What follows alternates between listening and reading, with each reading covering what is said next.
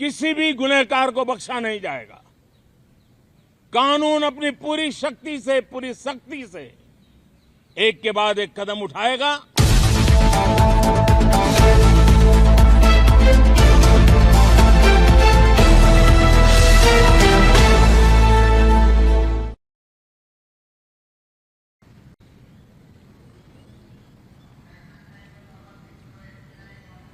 Monsoon सत्र में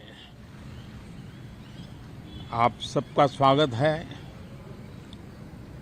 सावन का पवित्र मास चल रहा है और इस बार तो डबल सावन है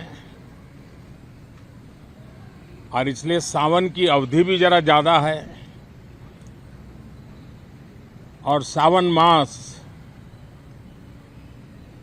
पवित्र संकल्प के लिए, पवित्र कार्यों के लिए बहुत ही उत्तम माना जाता है।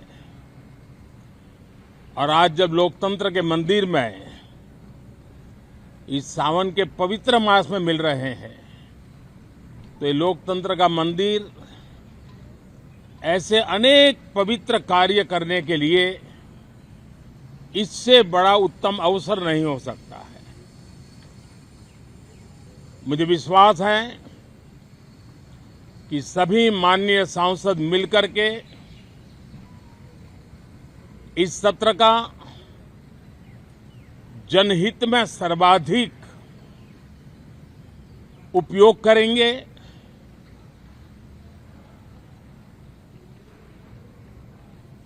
संसद की जो जिम्मेवारी है और संसद में हर सांसद की जो जिम्मेवारी है, ऐसे अनेक कानूनों का बनाना, उसकी विस्तार से चर्चा करना बहुत ही आवश्यक है। और चर्चा जितनी ज्यादा होती है, चर्चा जितनी ज्यादा पैनी होती है, उतना जनहित में दूरगामी परिणाम देने वाले अच्छे निर्णय होते हैं। सदन में जो माननीय सांसद आते हैं वो धरती से जुड़े हुए होते हैं, जनता के दुख दर्द को समझने वाले होते हैं और इसलिए जब चर्चा होती है तो उनकी तरफ से जो विचार आते हैं वो जड़ों से जुड़े हुए विचार आते हैं और इसलिए चर्चा तो समृद्ध होती है, निर्णय भी सशक्त होते हैं, परिणामकारी होते हैं। और इसलिए मैं सभी राजनीतिक दलों को, सभी माननीय सांसदों को इस सत्र का भरपूर उपयोग करके जनहित के कामों को हम आगे बढ़ाएं। ये सत्र अनेक रूप से महत्व का भी है क्योंकि इस सत्र में जो बिल लाए जा रहे हैं वो सीधे सीधे जनता के हितों से जुड़े हुए हैं। हमारी युवा पीढ़ी जो पूरी तरह डिजिटल वर्ल्ड के साथ एक प्रकार से नेतृत्व कर रही है, उस समय डेटा प्रोटेक्शन बिल देश के हर नागरिक को एक नया विश्वास देने वाला बिल है और विश्व में भारत की प्रतिष्ठा बढ़ाने वाला बिल है।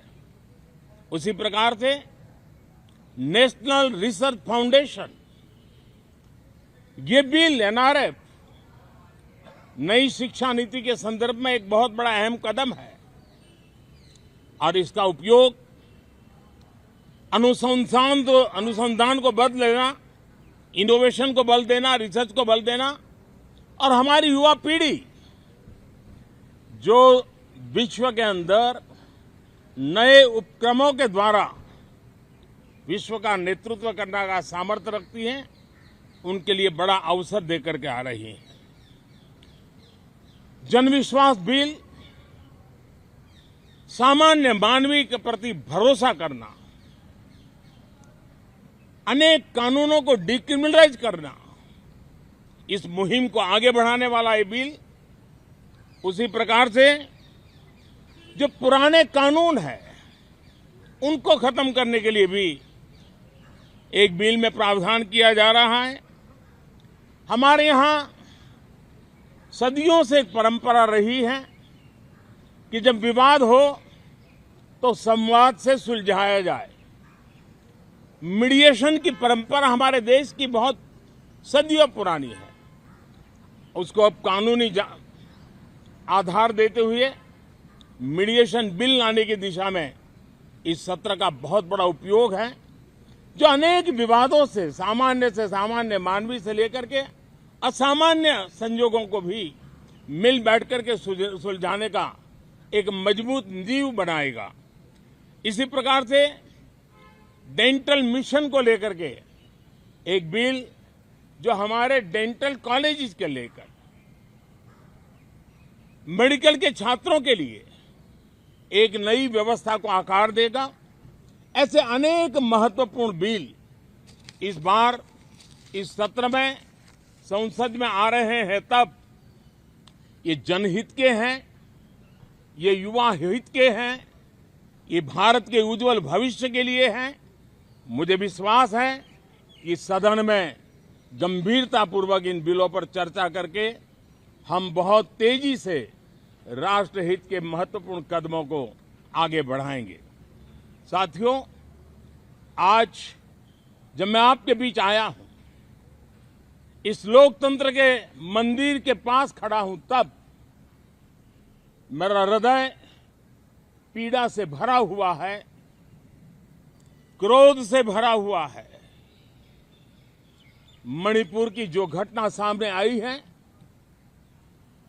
किसी भी सभ्य समाज के लिए ये शर्मसार करने वाली घटना है। पाप करने वाले, गुनाह करने वाले कितने हैं, कौन है, वो अपनी जगह पे है, लेकिन बेइज्जती पूरे देश की हो रही है। 140 करोड़ देशवासियों को शर्मसार होना पड़ रहा है। मैं सभी मुख्यमंत्रियों से आग्रह करता हूं कि वे अपने राज्य में कानून व्यवस्था को और मजबूत करें, खास करके हमारी माताओं बहनों की रक्षा के लिए कठोर से कठोर कदम उठाएं।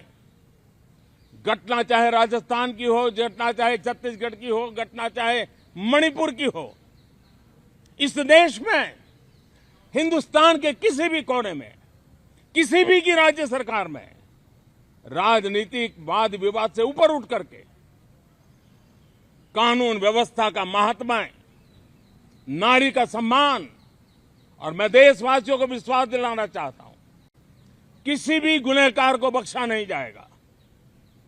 कानून अपनी पूरी शक्ति से, पूरी सख्ती से एक के बाद एक कदम उठाएगा। मणिपुर की इन बेटियों के साथ जो हुआ है, इसको कभी माफ नहीं किया जा सकता है।